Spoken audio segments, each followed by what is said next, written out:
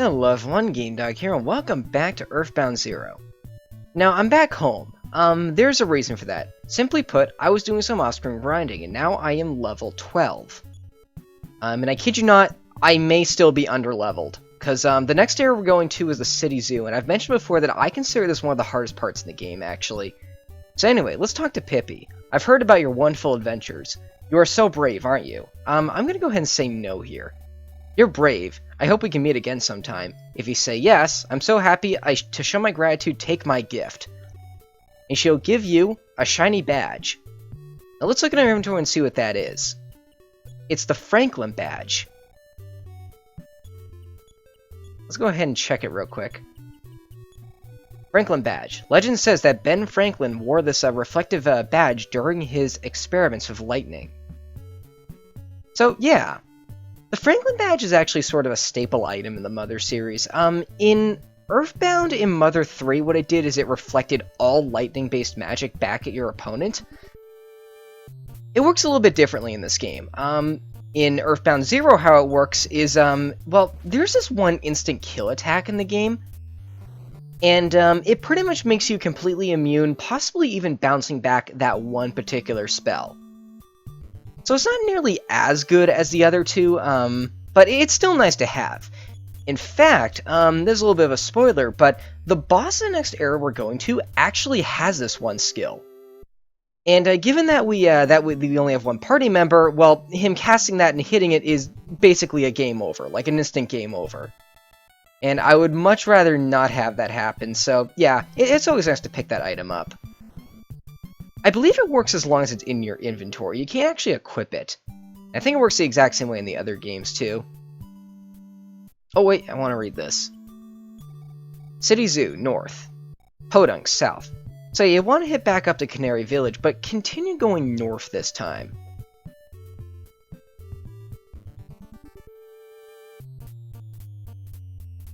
Now, when I did some off-screen grinding, the specific place I went to, was right outside the gates of the next area, actually. I didn't actually make any progress, but apparently you can run into the zoo encounters outside of it, which is kind of strange. We might actually get into it knowing this game's encounter rate. Let's see. Okay, so come over here, and there's this monkey right here. Let's go ahead and, can we talk to him? The monkey stole the zoo key. Oh, I love this. The lock was broken. So it wasn't even broken. So we're in the zoo now. The music has changed, and this part of the game, I've mentioned this like several times now, this is a very, very difficult dungeon. And I consider this a dungeon, honestly. And it's all because of the encounters. So what's our first enemy? The fly. This is the easiest enemy in the area, actually. That's actually perfectly fine. They can cry out for help, which will have more flies join. You might notice that there's just a weird one right on the left, and that's actually why. I think you can summon up to like 4 of these things. They're probably going to be the only enemy who's faster than you at this point too, so be careful for that. Now, one of my favorite Let's Players has also played this game. His name is Chugga Conroy, and he does mostly Nintendo games. And he described this part of the game very perfectly. What he said is that every encounter in this area almost feels like a mini-boss. So yeah, imagine like every encounter to be a glorified mini-boss, given you to be to level 8. I'm gonna start running too. This is getting a little bit tedious, but okay, you can also fight 2 of these guys as well. The alligator is also not too bad. It is one of the more dangerous enemies in the area, but they can like deal a lot of damage. Although occasionally they will just spend a turn like walking up to you, like it says like alligator emerges, and when it does that, it's not too big of a deal. They can hit hard, though, and they come in groups of 2, which can be very, very dangerous. Can you actually check these? No problem. Huh, I guess you can't.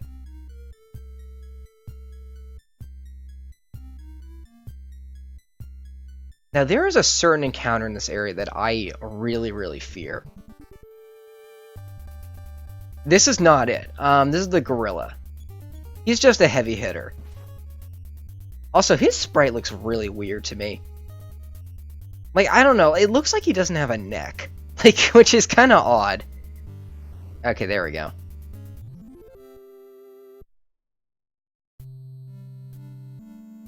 I want to show the other encounters here too, because they're very, very dangerous. Nope, the alligator.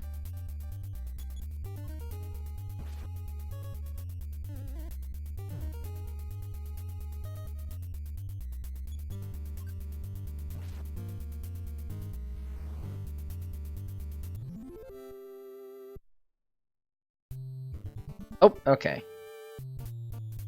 More flies. I really don't want to fight just flies and alligators here. I do want to show the other enemies, because they are very, very interesting. There actually was one enemy that I didn't even run into while grinding, even.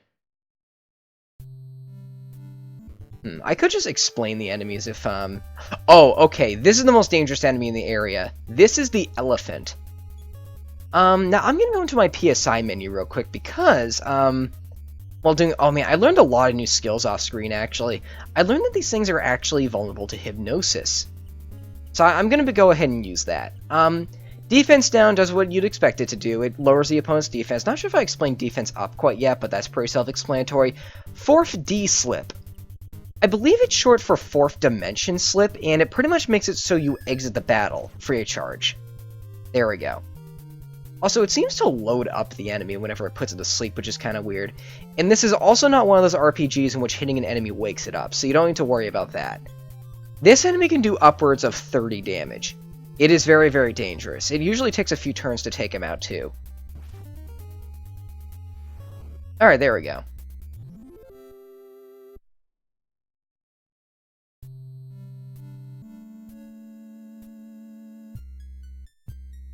Nothing down here. I know this is the next area we need to go, though. Oh, more flies. I might just explain what the enemies are at this point, because there's like 2 of them we didn't see.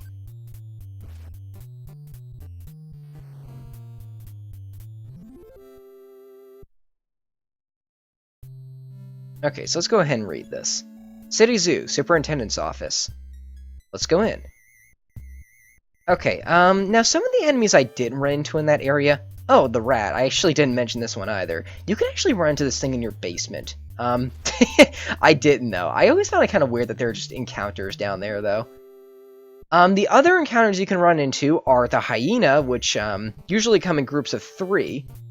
And they often have a tendency to run away, which make them not too big of a deal. Oh, these things can run away too? Interesting. Uh-oh, here we go.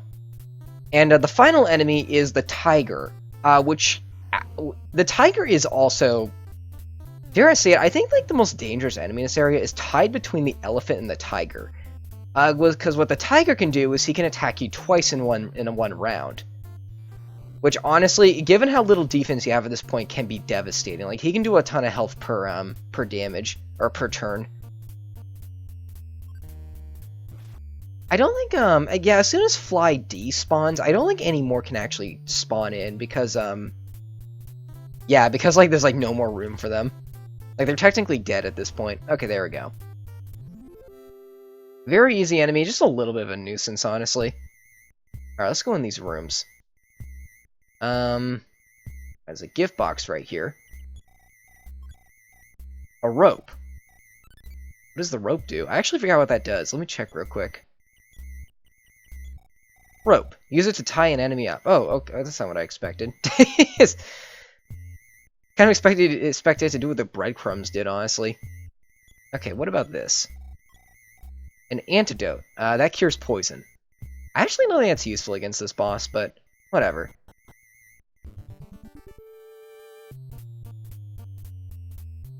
As soon as you get into the superintendent's office, all you're going to be fighting are flies and rats. So if you had a huge problem with the enemies outside of the area, like in the actual zoo part of it, this place should not be too bad. There are a ton of items in here, though. Let me check my inventory. I have 4 items. Remember, each character can hold 8. Bread. Oh, okay, so now I can just get out of here. You know, honestly, I kind of wish you didn't run into encounters here. Like, I don't know, it just seems a little strange.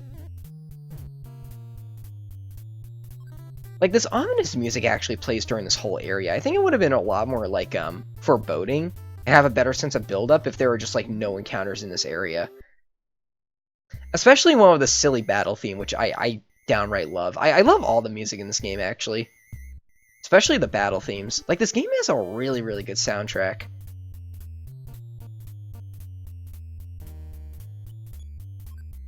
I believe this theme is called Battle of the Flippant Foe. There's like 4 battle themes in this game, which is utter dirty words. I forgot about that. There's like 4 battle themes in this game, and it depends on what enemy you're fighting that actually determines what theme is actually playing, which is really, really cool. I wish more RPGs did that sort of thing. Like, oh, okay, that's the boss. One of my pet peeves in RPGs is when the entire game uses the single battle theme. Life Up Cream. I think that revives, oh man, that either revives a character or gives him life. Let me check real quick. Oh, it heals you. Okay. Was it shaking? Huh, that was strange. Oh, it is shaking. Okay. Well, let's go ahead and check it. Suddenly, from inside the capsule, we have the Starman Jr. This is the first boss of the game. I would like to start by using defense up on myself and defense down on him. There we go. Now he shouldn't do nearly as much damage. Well, he needs to hit first, though. Being a boss, I doubt he's vulnerable to hypnosis. I won't try it. No effect. Huh, okay, apparently not. Oh wow, I'm getting very lucky here. So yeah, this battle is pretty much exactly what you expect it to do. PK Beam, that's the instant kill attack. What? Oh no, it isn't. Oh, I think that's a different attack he has, actually. But yeah, you saw how much damage that did. Like, I'm sort of over-leveled right now, and that did, like, over half my health. Like, that attack can destroy you very easily. So make sure you have at least 30 health in this fight. That's the best I can say. Ready for an attack.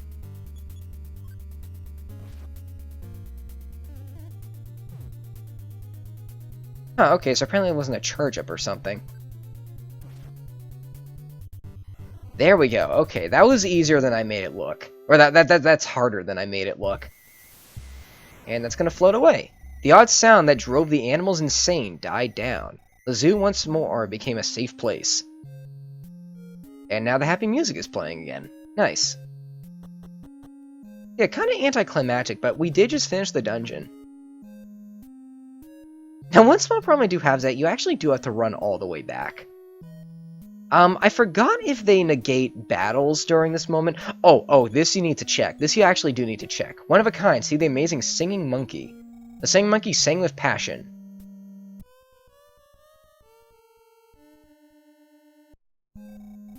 And there's a third melody. Again, the main point of the game is to collect these 8 melodies, so that is required. It looks like they actually do turn off all the encounters now. I wonder if you can check these signs. I'm not worried about the flamingos. I guess not. I guess you just look at them.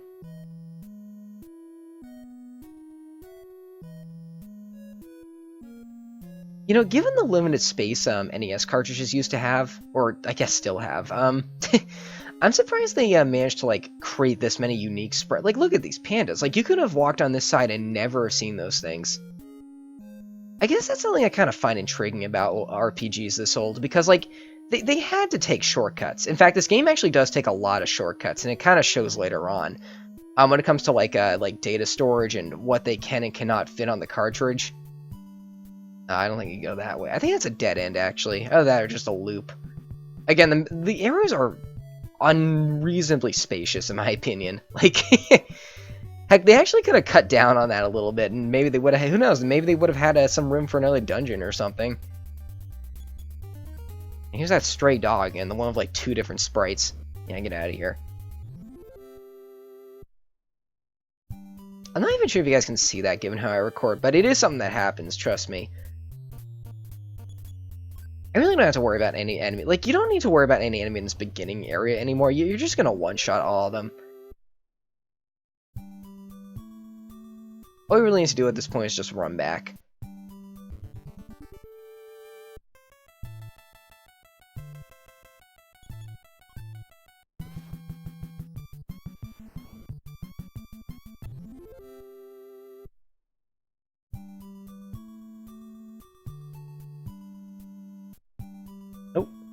Alright, there we go.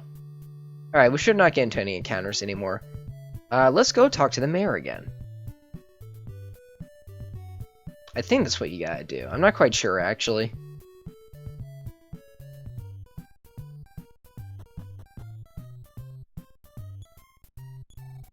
Wife isn't our hero game dog. You have tiger droppings on your clothes. Joke's on you. I didn't fight the tigers. Just joking. Now run along, kid. I think that's all he says, actually.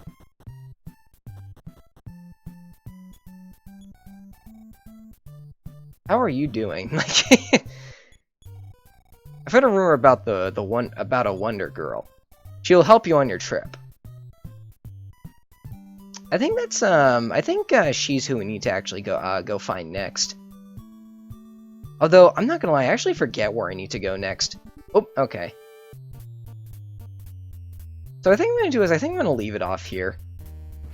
I mean that was fun. We got one dungeon done in the episode. I don't want to meander around when I don't really have any clue where I need to go next. Cause again, I do remember most of this game, not all of it though. All right. I think I'll see you guys next time. Thanks for watching.